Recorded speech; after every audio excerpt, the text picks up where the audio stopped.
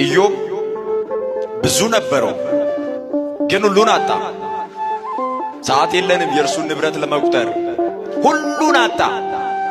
በመጨረሻ ላይ ጤና ነበረው። ከእግር ጠፍሩ እስከ ራስ ፀጉሩ ድረስ በቁስል ተመታ። የራሱን ቁስል እንኳን የሚያክበት ጠፍር አልነበረውም። ጠፍሩ ተነቃቅሎ በገል እያከከ ሚስቱ እንደዚህ አለችው፣ እግዚአብሔር የምትለው ርገምና ሙት አለችው። እዚህ መራገም ይቻል ይሆናል። ተራግመን ሞተንስ የምንሄደው ወደ ማን ነው?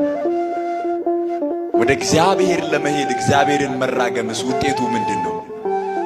ልብ በሉ ክርስቲያኖች፣ ለጥቂት መከራ ብላችሁ በሕይወታችሁ እግዚአብሔር ላይ እንዳታጉረመርሙ።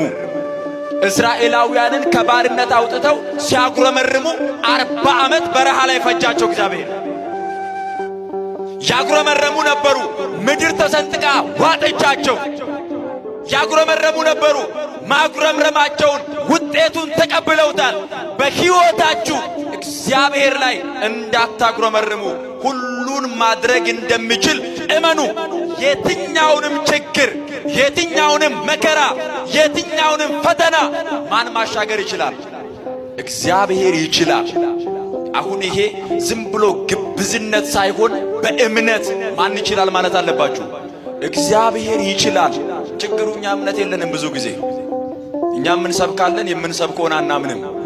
እናንተን ትሰሙናላችሁ፣ ለጊዜው ነው የምትሰሙን፣ ስትወጡ ይጠፋችኋል ከአይምሯችሁ። ከዚህ የተነሳ ክርስቲያናዊ ለውጥ በሕይወታችን ውስጥ የለም። መንፈሳዊ እድገት በሕይወታችን የለም። ሁልጊዜ እናስተምራለን፣ ሁልጊዜ እንማራለን። የሚሰብከውም የሚሰበከውም ሕይወት ስለሌለው አይለወጥበትም።